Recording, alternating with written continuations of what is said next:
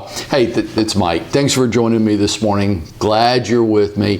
Here's 8 to 10 minutes of a very important conversation for you this morning. You ready? What business are you in? What business are you in? Now look, I know a lot of you are going to say that you're in the real estate business, and I'm going to try to prove to you that you're not in the real estate business. Back in the early 1900s, this question became very prevalent, and you see the result of it today. Some businesses didn't understand the business they were in. What's an example? Let's take the railroads. The railroads thought they were in the railroad business. Turns out they were really in the transportation business. And because they didn't understand what business they were really in, they didn't evolve with the times. And you're going to see this in a number of organizations. The Greyhound, the bus company, right? They thought they were in the bus business. The railroads thought they were in the railroad business.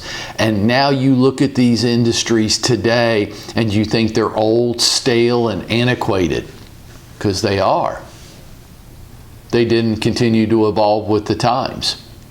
I'm going to contend with you on our call each morning this week. You're not in the real estate business. Real estate just happens to be what you're selling.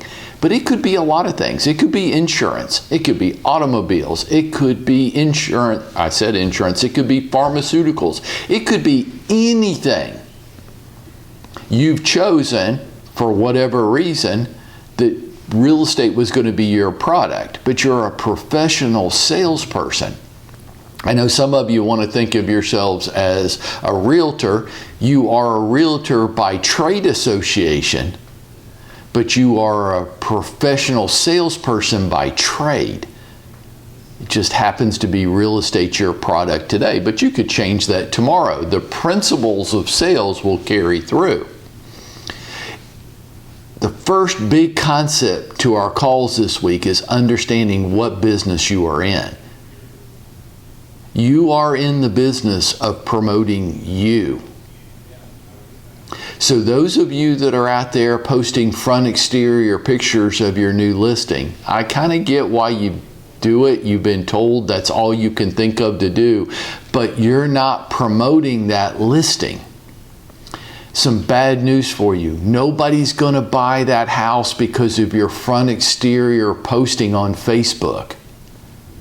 And the homeowners, while they might have been thrilled by that years ago when that platform was first evolving, they're kind of bored with it now. They don't think that you're doing a great job of marketing their home because you posted a front exterior picture of it on Facebook. They think they could have done that for themselves. Well, I have a broad network. That's great, but are you selling you? So I want to see you in front of your new listing. And I want to hear you tell me the story of how you are going to get that home sold during a pandemic. I want to hear your strategy. And a lot of us are doing everything we can not to put us front and center. Folks, what business are you in? You're in the business of you. So what are you doing this week, today, to promote you? Forget all this other stuff. Stop, please. Oh, please stop doing this. Please stop posting pictures from closings with your home buyer standing inside of a stupid picture frame that makes no sense at all, or standing there with a cardboard key. That is so worn out and trite. It's just a reflection that you want to do something, but you don't know what else to do. Here's what I want you to do. I want you to be interviewing those customers on video, and I want to hear the experience. As your consumer, I want to hear how you navigated them through the home buying process during a pandemic. Tell me how you did that and how you did that safely. And I want to hear from you, and I want to hear from your customers. I don't want to see a stupid picture of people standing inside of a picture frame. I just scroll right past that. Come on, folks. You're in the business of you. So start selling you. How can you do that? Okay, so that's the concept. If you don't agree with me, that's fine. You get to choose whether you believe things that are true, whether they're comfortable for you or not. But I'm right on this. If you do agree with me that I'm in the business of promoting me, because 93% of consumers only speak with one agent before they buy or sell a home. So who are they talking to? Who are they hiring if they only speak to one? Folks, it's obvious. They're just hiring agents that they know, they like, and they trust. But I'm watching agents every day do everything but promote themselves. So if you're with me on this so far, then the rest of this week, I'm just going to talk to you about what you could be doing to promote yourself this week. This week, today. Not tomorrow, not next week, now. And I'm going to give you at least 10 different ways of promoting yourself. And here they are. You ready? I hope you've got something to take some notes with, because here we go.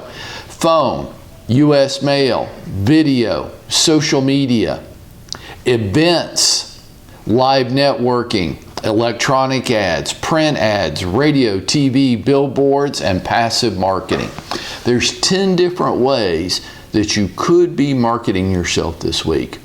And each morning this week, I'm going to pick a couple out of that list, and we're going to dive into them in a little bit more detail.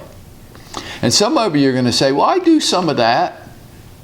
And I'd say, good, that's better than doing none of that.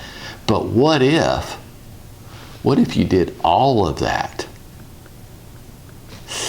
Yeah, that would mean that we're full-time professionals in the business of marketing ourselves. If we didn't just say, well, I'm going to make some phone calls today. I'd say, okay, good. Don't break a nail.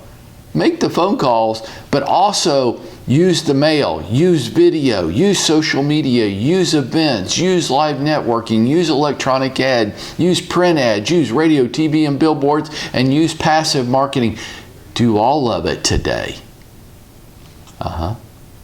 Hang with me this week. We're going to get into each one of them. For right now, I want you to go out there and I want you to make it happen for yourselves today.